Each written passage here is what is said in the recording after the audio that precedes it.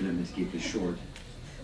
I really want to begin by saying, first of all, lucky guy I am, and frankly, I think how lucky you all are to be here tonight in general at FIU, but to hear from Dr. Manya. I'm someone who cares deeply about life stories and how much we can learn from each other's life story. Frankly, in a world at the moment that's particularly, searching for the right word, screwed up, I think one of the things that's missing, frankly, is we don't sufficiently understand each other's narrative. And in looking out at the faces here tonight, that many of you come from different places, perhaps first generation, different languages spoken at home, probably don't necessarily look at me and identify, or with Dr. Manya and identify, but I'm telling you the stories overlap in astonishing ways. And we're thrilled to be associated with the FIU in this endeavor. I could go on for a great deal about Dr. Manya's credentials. Let me very quickly say that he's been honored by every conceivable major literary organization in Europe. He was identified as a MacArthur Fellow, and for those of you who don't know, that's often referred to as a MacArthur Genius Award, given out to a handful of scholars and innovators each year in a really beautiful and unique way. His name has been bandied about for a Nobel Prize. He's one of America's most distinguished literary figures. Dr. Manya.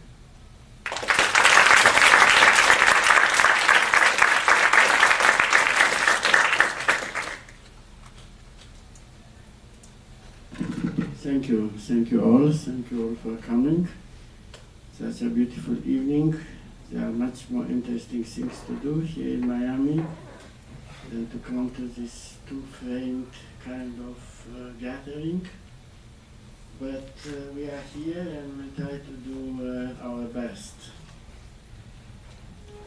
The issue, the topic of this evening, which you know, is a very much hot and contemporary one. There are people who are considering that our exile, our terrestrial exile, starts in the moment we are taken out from the womb of our mothers. I will not deal with this issue, it's too complicated for me. What is clear is that we are here in the United States, in a country of exile. And I am coming to you from New York, which I call the Dada capital of exiles, and where all the people are envying you this evening, that you are here in this climate, and me too. It's a reason to thank you again for this invitation.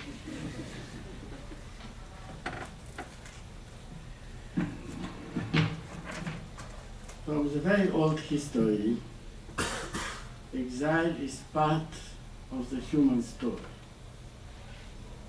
It's related to dislocation from and dispossession of our environment. In the Bible, as you probably know, Abraham, the founder of the three main monotheistic religions, was an exile after God asked him to leave his place and move to Canaan in order to start a new faith, without knowing that his people will be also exiled to Babylon and to the entire world. The issue is to be found in the Greek and Roman mythology and in many other essential documents of the human adventure. In our time of increased migration and accelerated globalization of the planet, exile is not more such a special topic. although its meaning evolved to a much broader significance, inner and internal exile is usually seen as the premise of exile itself, but you can be exiled in your own solitary room or in your own hospital room, as we well know it.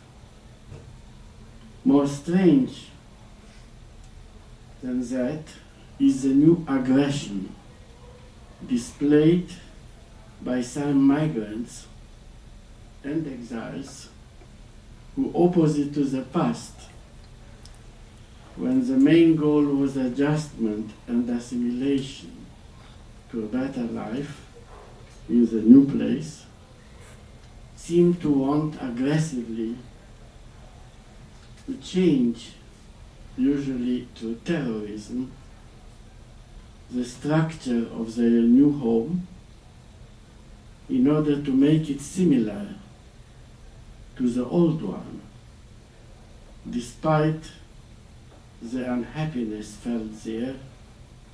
In fact, the real reason for leaving it. As we see, there are extremely acute and important issues of this contemporary topic, but I will not touch on them. I would rather limit myself to what I know better as an exiled writer. So I would speak about the exiled language.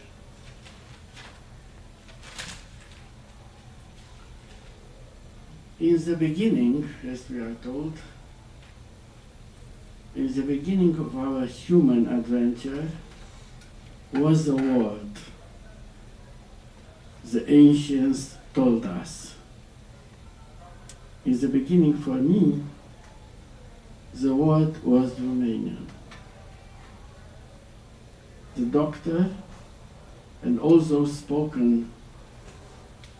who assisted at my difficult birth spoke Romanian. Romanian was spoken in my home, where I spent most of my time with Maria, the lovely young peasant woman who took care of me and spoiled me in Romania. Of course, there were not the only sounds around me. German, Yiddish, Ukrainian, and Polish were spoken in Bukovina, my birthplace, as was a peculiar dialect, a Slavic mixture typical of the Ruthenians. At 5, when I was deported to Transnistria concentration camp, along with the rest of the Bukovina Jewish population, I spoke only Romanian. With my first expulsion beyond the Dniester, the Romanian language was also banished. In the camp, I learned Yiddish from the elderly captives and Ukrainian from native children in the neighborhood. After liberation by the Red Army, I attended a Russian school for 1 year. When we returned to Romania in 1945, I enrolled in a Romanian school. But my parents soon arranged for me to be privately tutored in German. German was the second language of Bukovina. What we experienced during those years of terror in Transnistria, as I used to call Transnistria, had originated, they knew quite well, in Hitler's Berlin. But they were also aware of even though they were not particularly well educated in, the difference between recent horror and the long view between hatred and culture. I studied Hebrew for only 1 year, when I was roughly 13, in order to be formally accepted among the men of the tribe. Surprisingly, traces resurface even today when I least expect them. In high school, I learned French and Russian, but none of the languages I had taken up ever became fully internalized. I had taken up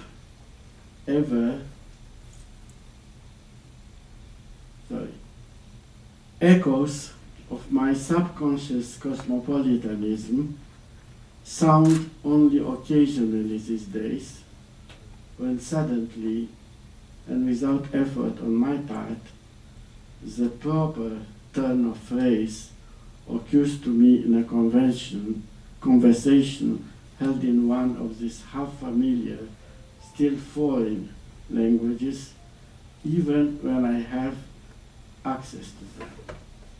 In the end, I feel at home in only one language.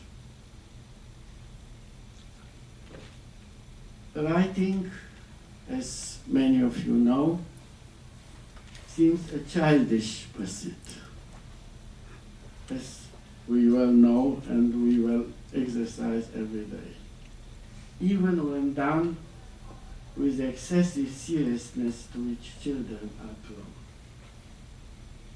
My long road to this immaturity began one July day in 1945, several months after our return from the camps. An Edenic summer in a small Moldavian town. The enchanted banality of the normal. The overwhelming joy of finally feeling secure. A perfect afternoon. Sun and stillness. In the room's half-light, I listened to a voice that was mine and yet not my own.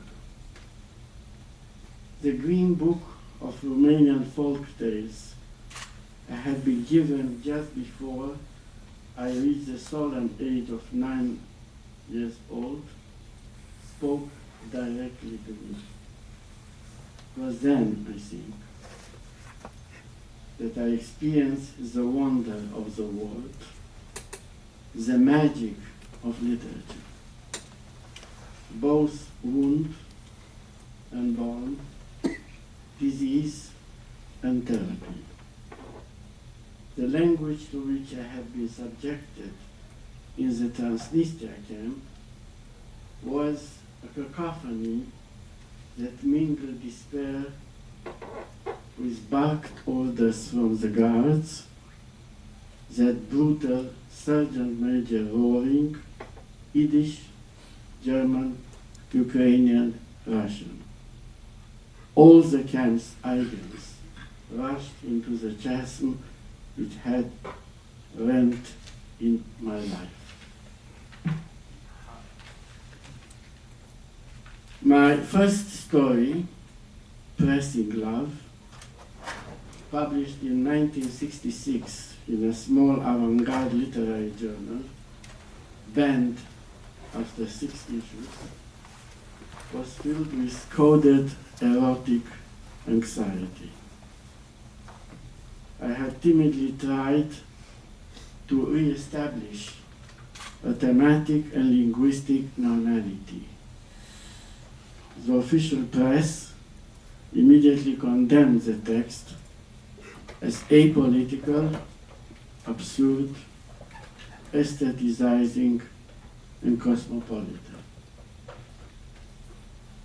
Soon after, I finally heard my voice in my own book, which coincidentally also had a cover as green as that of the folktale book I discovered on my return in 1945 from my first exile. I found the refuge I had so long desired. I was finally at home. I had protected my language as well as I could from the pressures of official speech. Now I had to defend it from suspicious and hostile censors who would massacre or eliminate sentences, paragraphs, and chapters in the book that followed. In that period, the tedious jargon of power that had reigned for years gradually opened the floodgates to the dictator's endless stream of new old nationalism. Everything was oriented towards the head clown. Television, the press, laws, the party debates, preschool education, cheering and athletic events, philatelist conferences. I left the socialist peanut colony much too late, because I was childish enough to believe that I did not live in a country, but in a language. Liberation, I knew, entailed a malignant curtailing of freedom itself. In December 1986, I boarded a flight to Berlin, knowing full well that I might have traded my tongue for a passport. It was, in fact, my only property, and the willingness to accept this loss speaks volumes about the Fleming brothel, as Cioran called the region he himself left behind, not suspecting the horrors the socialist combination of brothel, circus, and prison would bring. For the writer, language is a placenta. Language is not only a sweet and glorious conquest, but legitimization, a home. Being driven out of this essential layer, his creativity is burned to the core. My second exile, this time at the age of 50 instead of 5, gave expropriation and delegitimization new meaning. The honor of being expelled was inseparable from being silenced as a writer. Nonetheless, I did take my nomadic language with me, like a snail its house. Let me quote now a longer quote from Danilo Kish, a great Serbian writer who exiled himself from the former Yugoslavia. He says, once exiled from the home of their language, writers are left with nothing but that language. It is a mark of their exile. They go on writing in it as if the high price they have paid made them the only ones able to resist the exile of syntax. And if they have escaped the perilous semantic homogenization of newspeak, it is primarily because they are keenly aware that as writers, their entire being, with ethos and mythos, with memory, tradition, and culture, with the impetus of linguistic associations, with everything that the automatism of language turns into the flick of a hand, and vice versa. Language is destiny, he continues to say. Every attempt to tamper with a writer's linguistic integrity is hazardous, fraught with danger. Even Nabokov experienced the passage from one idiom to another as a trauma. You certainly know how gifted Nabokov was, how many languages, and how well he manipulated them. It's a quote from Nabokov. My private tragedy, which cannot and indeed should not be anybody's concern, is that I had to abandon my natural idiom, my untrammeled, rich, and infinitely docile Russian tongue for a second brand of English devoid of any of those apparatuses, the baffling mirror, the black velvet backdrop, the implied associations and traditions with the native illusionist, frack tails flying, can magically use to transcend the heritage in his own way. And the quote of Nabokov. Even Nabokov, I say, which means Danilo Kish says, to stress not so much his close contact with English and French for that matter, as the fact that he was a Russian writer. Because ultimately, had he been willing to make certain concessions, we could have gone on writing in Russian. Like a number of other Russian writers in exile, Bunin, Zamyatin, Solzhenitsyn, Sinyavsky, he would not have been totally deprived of a voice or an audience. Exile, merely a collective name for all forms of alienation, is the final act of a drama, the drama of inauthenticity. Writers have long been caught between two kinds of reductionism, ideological and nationalistic. So tempted by both, they have learned that the ideals of an open society lie in neither, and find their ultimate legitimacy exclusively in language and literature. The strange, mysterious consolation spoken of by God. Dangerous, yet liberating attachments,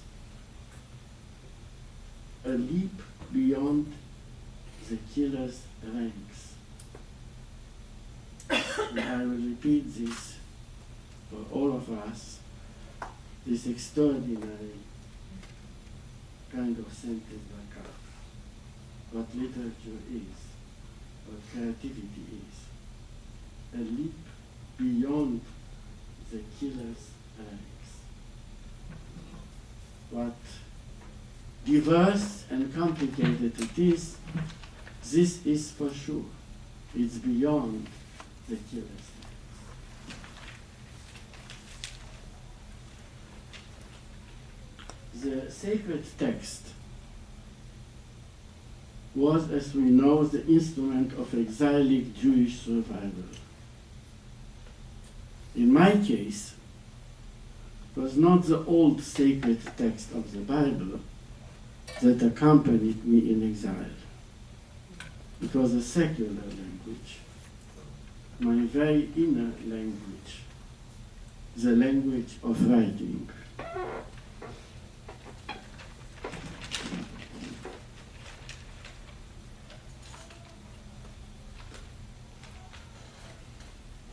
And I was lucky to find an enlightened refuge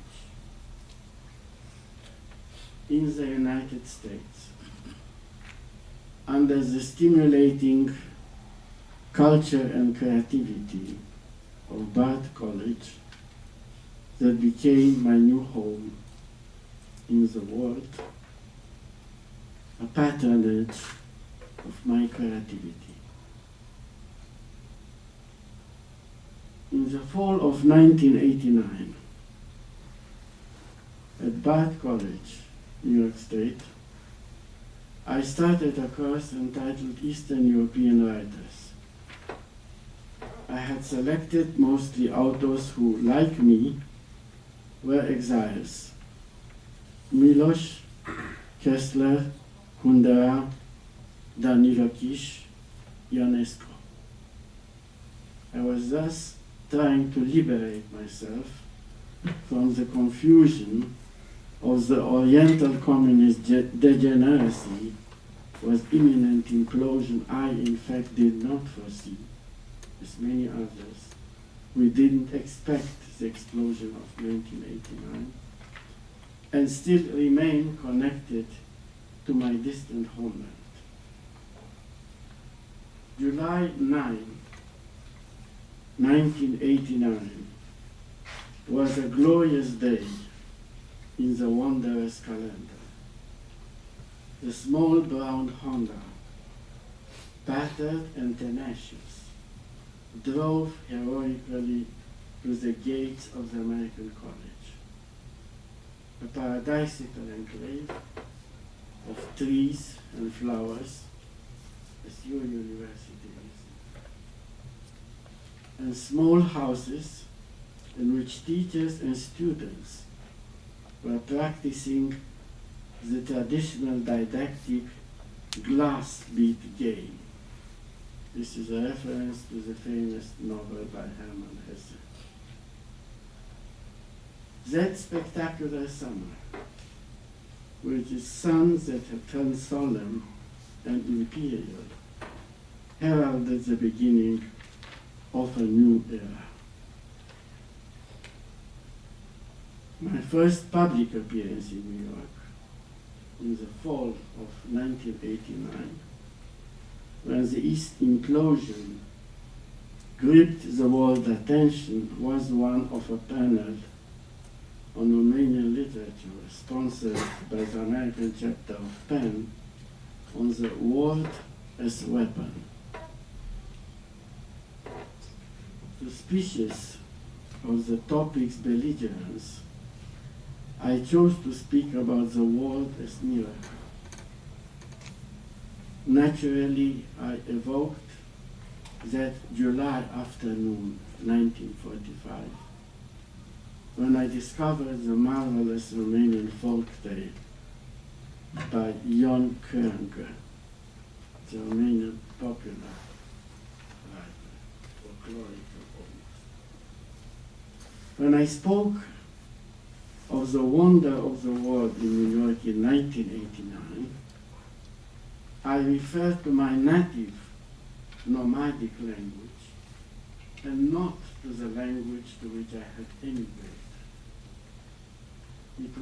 Its wonders were not accessible in this shipwrecked latecomer. Could it have been?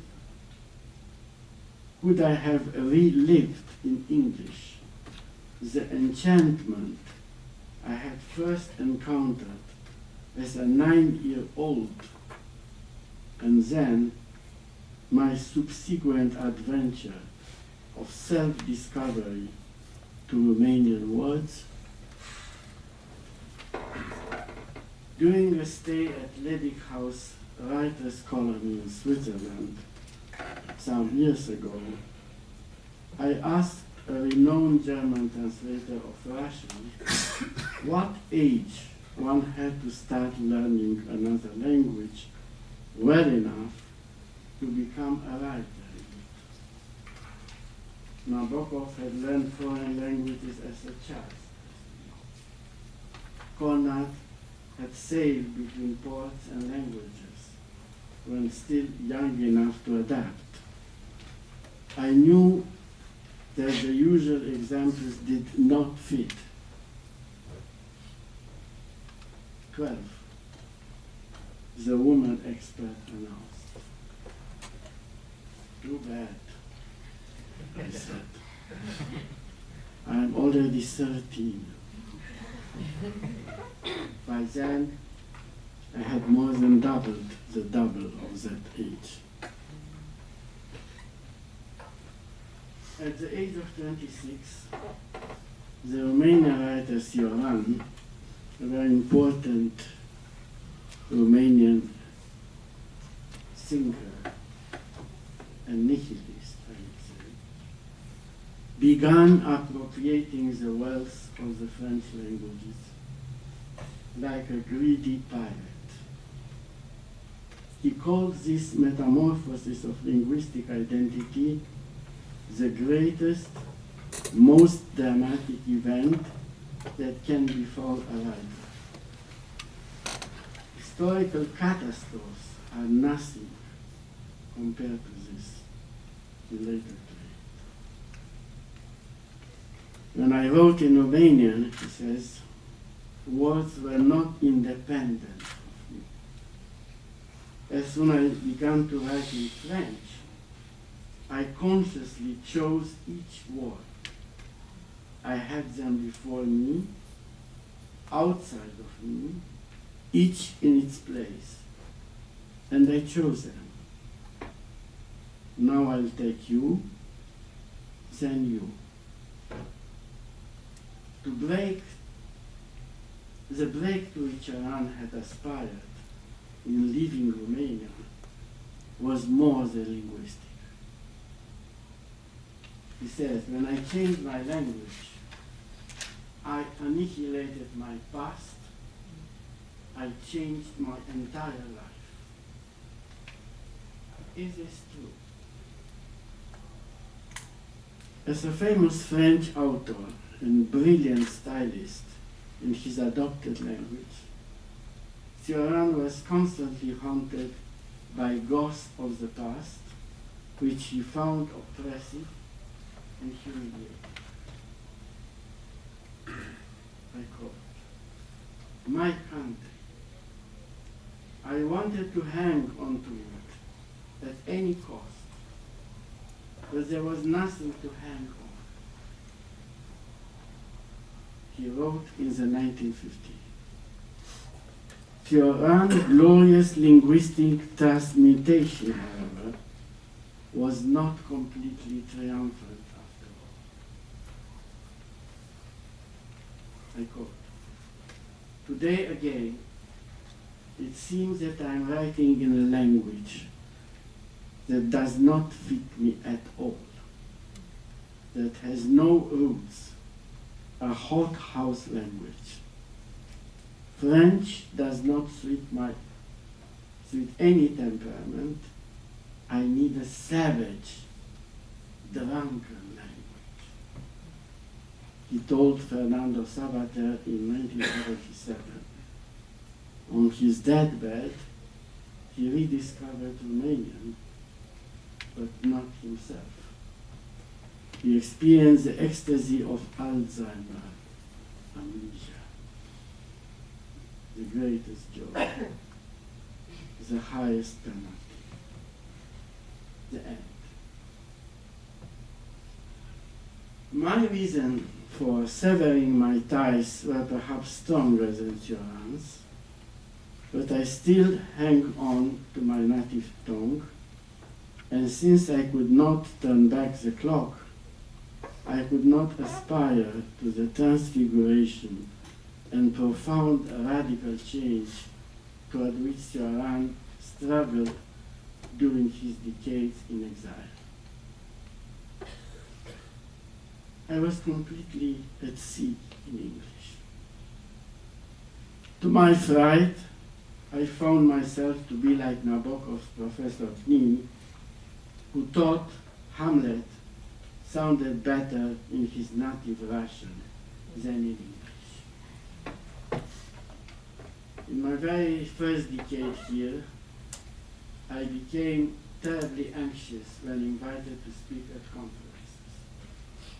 Not only because of my accent, which we'll hear it now too, but also because I constantly feared I would lose or forget my script.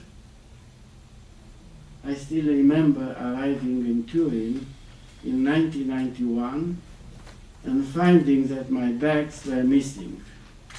This is the Italian Airways, you know. I was to give my lecture in English the next morning, and in despair, I tried to convince the conference's organizers to move it to the afternoon. In the meantime, my suitcase arrived and my luck increased. Several Italian-Romanian interpreters were attending so that I could speak off the cuff. This epilogue was much happier than the story of the poor Knin who misses his train to the conference and then even brings the wrong lecture. Remember proudly the book. For an author who has been uprooted, translation becomes a sort of entry visa into the land where he now resides, as well as into other lands and realms. Along with citizenship, it ensures he has a literary ID, an entry into a new and fully ambivalent sense of belonging to a community he has joined as an alien. Translated, he is better expressed than in his daily speech. And in my open up opportunities for more communication with his fellow citizens and with his fellow writers. Yes, it all remains hopelessly indefinite for an exiled writer who, although translated into another territory, still writes in his native and now nomadic language. Such a frustrating working hypothesis merely spreads uncertainty. A writer's integrity and his inner self are inseparable from his language. They become variable and indefinable for him when he is robbed of his native language. The doubts he has always had to rein in can gain the upper hand in the ambiguity and uncertainty of his new situation. I quote, "My infallible method of determining whether a sentence is good or bad is to imagine I am in the middle of Sahara without any books. In my pocket, I find a note with one sentence. If it suddenly illuminates the desert's meaning, and I no longer wish to leave, then I know the sentence is a good one. The words of a Romanian writer and friend. In the Sahara of exile, in the desert that Levinas believed to be the root of the spirit, able to replace the ground with the letter, I have often had to repeat these words. For a moment, they lent this desert meaning and offered the refuge I had sought for so long. And yet, in New York, a good Romanian sentence would have to be channeled to contortions and convolutions, metamorphoses and mutilations, in order to be translated into the language in which my identity is now clothed. The first sentence of my 1984 collection of essays on the contour goes like this. The unity of a people is above all one of language. I truly believed that language was a matrix, the fundamental formative factor of communication between the individual and community. During that period, I was attacked in the socialist press as extraterritorial, that is, foreign, cosmopolitan, anti-nationalist, anti-party. In the end, as we can see, I could not avoid becoming a too extraterritorial, expatriate, exile. Yet, as Wittgenstein says, the boundaries of my language are the boundaries of my world. Common sense, or the not quite tender age in which my exile occurred, should have been cause enough to disabuse myself of the chimera of writing. Still, I have continued the adventure began in the difficult political conditions of my own country and lineage. Assimilation entails the translation of the ego into another language and culture, where it tries to find its place and its expression. Aggressive distortions, to recall again dispossession and dependence, bring with them incentives of uncertainty. Conscious or unconscious, mimesis often marks the childishness inherent in the spectacle of assimilation. The exile has new particular themes of reflection. He is in the end a hybrid, a compromise between what he brought with him and what he acquires later. Translations provides a new linguistic form for the old content. We find in the process of linguistic relocation many of the modulations that the exile experiences himself. The text is a living body, a being. The final product must belong entirely to the new language,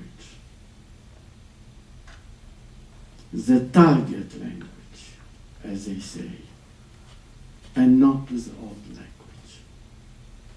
The transformation takes a defined period of time, and the result is already beached on the new shore, in the new linguistic territory, the new textual residence.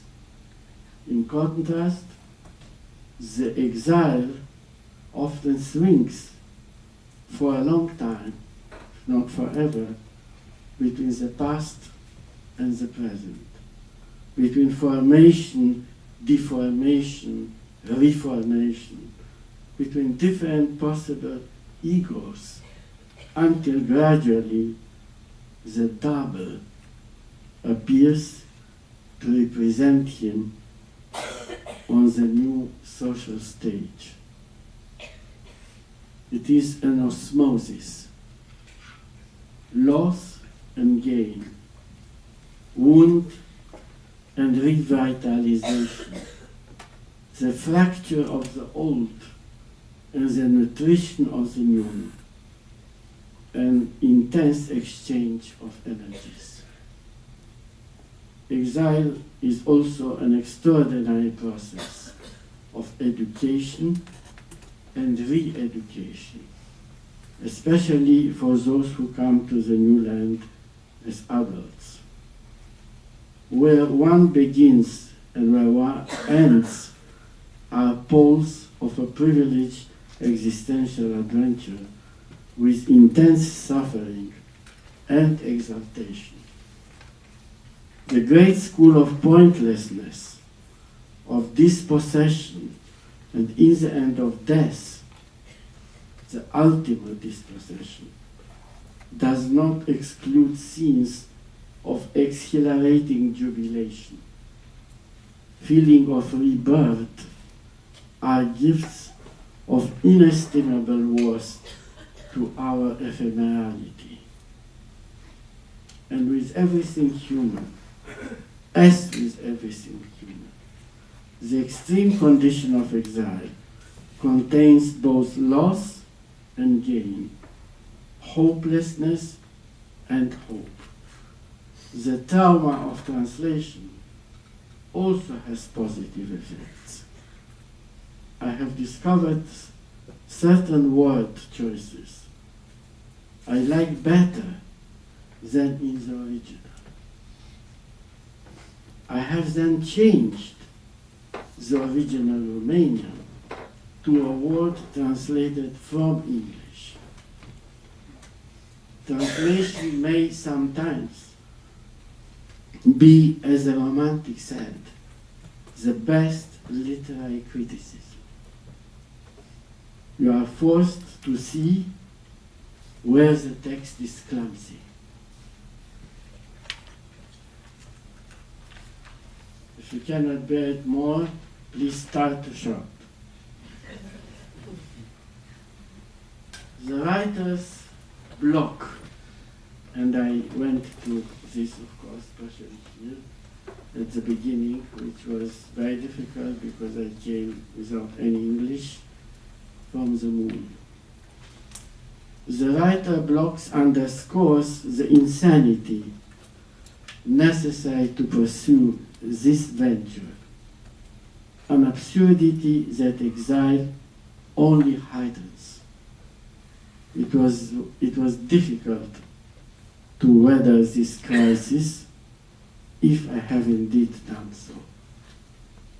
When I am occasionally asked in New York in which language I write, I answer only half in jest, in the language of the birds. Hannah Arendt, herself an exile, once said, "What remains? The mother tongue remains." No one can take away the language in which one has been formed and deformed. The Romanian I hear in my thoughts, or that I speak with my wife, my first wife, of course, and the English of the newspapers, television, and banking forms, of my American friends, of the college where I teach, or of my doctor, are not easily divided into public and private realms. Their interaction cannot be compared merely to that between an individual entity and social identity. The tension is not simply linguistic, but also geographic, historic, and psychological in origin. My English is, as you can hear, a rented tongue, borrowed from by this Robinson Crusoe for the social interaction needed to fit with those harboring him. Far from its natural sphere, my old language now exists only for me. I alone reign over its nomadic magic. Bear with me. The increased nationalism and religious fundamentalism, even fanaticism, all around the world, the dangerous conflicts between minorities, and the growing xenophobia, I would add even anti-Semitism, emphasize one of the main contradictions of our time between centrifugal cosmopolitan modernity and the centripetal need, or at least nostalgia, for belonging. We are reminded again and again of the ancient yet constant predicament of the foreigner, the stranger. It seems that although he is taught to love his neighbor, man fails to love his neighbor as he loves himself, and fails also to love a stranger like a neighbor. The stranger has always been perceived as different, but often also as a challenge, even a downright threat which undermines the unifying traditional and conventional structures of society. The very premise of the stranger's existence presupposes re-evaluation and potential competition. We find ourselves in a world in which the concept of citizen and citizenship migrate far beyond any borders designed at birth. An instant global reality created to intense world air traffic and which, via satellite, invades everyone's home TV screen. And today's world of rapid migration and instantaneous communication is also a world on the threshold of a revolution which it still is rightly afraid to acknowledge. I refer to the genetic revolution, which could create a new meaning for our human destiny. Stupendous means of genetic manipulation may force mankind to reconsider on a dramatic scale its morality and its laws, with unforeseeable consequences for the future of the human race. And if we add to this our conquest of outer space, we must ask ourselves again, what do they mean in this context? The event called homeland, the challenge called foreigner, the reality called exile. And how do we perceive from the vantage point of our unstable, transitory, and pathetic domicile called human life, the tension between the particular and the general? The modern world faces its solitude and its responsibilities without the artifice of a protective dependency or of a fictive utopian coherence. This may explain the increased need for religion, for fanaticism, for all types of ideologies which promise a kind of utopia or a kind of coherence.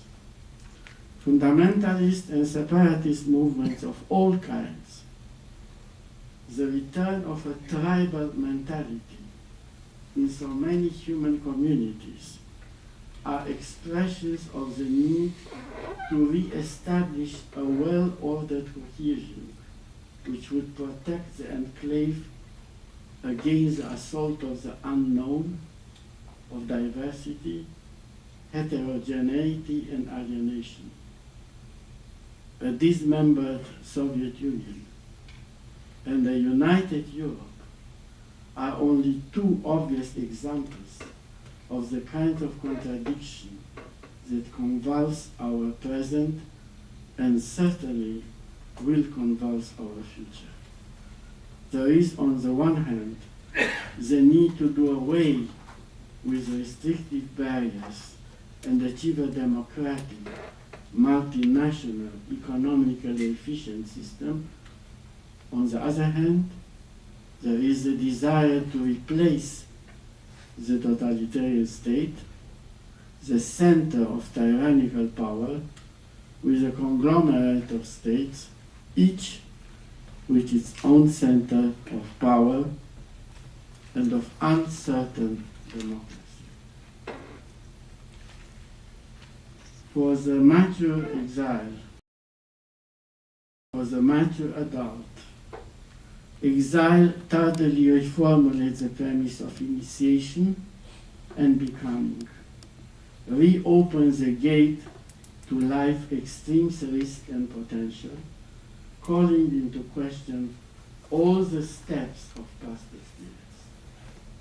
Moreover, for those prematurely traumatized, and we are many of this kind, for those never truly free from the psychosis of the provisional, from the threat of being thrown once again into the chaos of the unknown, exile suddenly releases all the old fears. One does not so much lose a precarious and dubious stability as discover oneself to be deeper in the abyss of never-ending instability. The writer, I have to say a few words about the writer too. The writer, always a suspect, as Thomas Mann said, an exile par excellence, conquers his homeland, his placenta, through language. Years have passed. I must confess that I now feel not only the curse, but also the privilege of being an exile. I have finally accepted this honor, doing so in the name of all that is suffering and epiphany, in the name of loneliness and challenge, of all the doubts and never-ending apprenticeship it implies, for its emptiness and richness, for the unfettering of myself and clash between myself,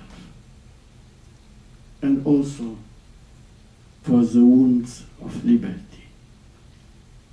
If I have the strength to repeat Dante, l'esilio che mi dato, onor mi tengo, I hold in honor the exile I was given, I am probably in sympathy with our centrifugal century.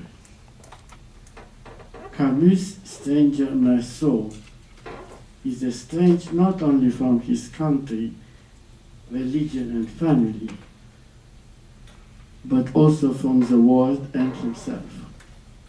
He is not part of an ethnic, political, or erotic persecuted minority. His loneliness is a way of bringing the absurdity of the human condition to the level of consciousness. The shot that consecrates the expulsion of the stranger called man is nothing but the indifferent explosion of an impersonal sun gone crazy in the absolute banality of an ordinary summer afternoon. The accused Kafka's double, forever ready to justify the absurdity of an invisible and implacable justice, is the precursor of the alienation which pervades and defines the modern world.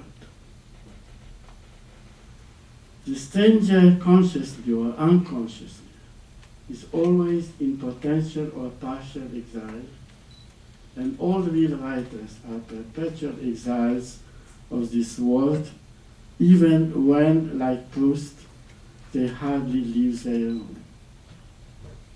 Their relation to their country of origin is complex and dramatic in ways other than those of simple exile. Thomas Bernhard, without leaving his country, disavowed it, forbidding the publication of his books in an Austria that refused to analyze and acknowledge its wounds. The artist is, this is my opinion, no matter how paradoxical it may seem, a secret laborer of love. Against all odds, love continues to tempt the artist in exile as well, no matter how sarcastic or evanescent his work. He daily reinvents the premises of the difficult search. He honors his virtual reader, a stranger similar and dissimilar, with the gift of an exacting love.